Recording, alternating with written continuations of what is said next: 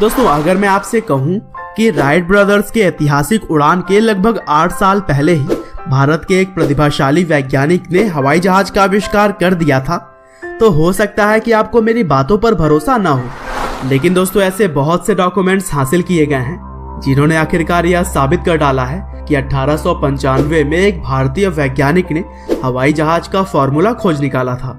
और यही नहीं, उनकी विमान लगभग 1500 फीट की ऊंचाई तक उड़ान भरी और फिर जमीन पर अच्छी तरह से लैंड भी की थी। लेकिन इस अविश्वसनीय खोज के बाद भी भारत के उस महान वैज्ञानिक का नाम इतिहास के पन्नों में कहीं खोसा गया। जी हाँ दोस्तों, हम बात कर रहे हैं भारतीय वैज्ञानिक शिवकर बापूजी तलपदे के बारे में, जिन्होंने हवाई जहाज की कल्पना की और दिन रात की कड़ी मेहनत के बाद आखिरकार 1895 में उन्होंने इसका आविष्कार भी कर ही डाला। तो चलिए दोस्तों, आज की इस वीडियो में हम तलपदे के इस हवाई जहाज आविष्कार की पूरी कहानी को डिटेल में जानते हैं। तो दोस्तों इस कहानी की शुरुआत होती है साल 1864 से, जब महाराष्ट्र के मुंबई में शिवकर बापूजी तलपदे का जन्म हुआ। आगे चलकर उन्होंने sir Jamsetjee Jejeebhoy school of art से पढ़ाई की और फिर वहीं पर एक टीचर के तौर पर बच्चों को पढ़ाने लगे। हालांकि आगे चलकर उन्होंने वेद विद्या की भी पढ़ाई की और स्वामी दयानंद सरस्वती के ग्रंथों को जानने के बाद उन्होंने भारतीय विमान पर काम करने का फैसला लिया।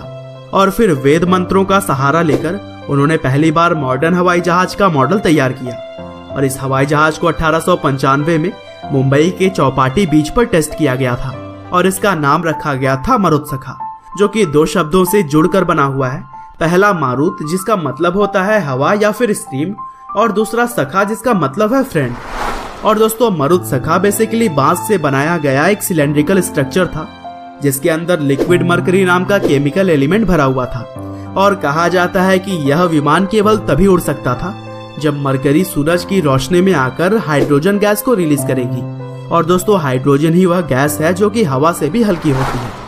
साथ ही इस हवाई जहाज के उड़ान भरते समय सैकड़ों आम लोगों के साथ साथ प्रसिद्ध भारतीय जज गोविंद रनाडे, सयाजीराव गायकवाड़ और कई सारे फेमस टीचर्स भी मौजूद थे। हालांकि आगे भी इस हवाई जहाज को और भी सफल बनाने के लिए कई सारे प्रयास किए गए और बहुत सारी चीजों पर शिवकर बापूजी तलपदे ने सफलता भी हासिल की। लेकिन स्वास्थ्य दिन ब दिन खराब हो जाने की वजह से आगे चलकर वह ज्यादा टाइम इसके रिसर्च पर नहीं दे सके। और फिर इसी बीच मारुतसखा की उड़ान के 8 साल के बाद 17 दिसंबर 1903 में अमेरिका के कैरोलिना तट पर राइट ब्रदर्स ने भी अपना पहला विमान उड़ाया, जो कि सिर्फ 120 फीट की ऊंचाई पर उड़ा और फिर धरती पर वापस आ टकराया। लेकिन इस उड़ान के लिए राइट ब्रदर्स का नाम इतिहास के पन्नों में लिख दिया गया और तलपदे, जो कि मारुतसखा नाम से पहले ही हवाई जहाज बना चुके थे, उनका नाम इतिहास के पन्नों में कहीं खोसा गया। और फिर लंबे समय तक बीमार रहने के बाद से 1916 में शिवकर बापूजी तलपदे ने दुनिया को अलविदा कह दिया और उनका आविष्कार उनके घर पर सिर्फ बच्चों का एक खिलौना बनकर रह गया। हालांकि बाद में उनके इस आविष्कार को सुरक्षित किया गया और विले पार्ले के एक एग्जीबिशन में दिखाया भी गया। और फिलहाल हिंदुस्तान एरोनॉटिक्स लिमिटेड ने तलपदे के हवाई जहाज से संबंधित सभी डॉक्यूमेंट्स को संभाल कर रखा हुआ है। और दोस्तों तलपदे के जीवन के ऊपर 30 जनवरी 2015 को एक फिल्म भी रिलीज की गई थी, जिसका नाम था हवाई जहाज।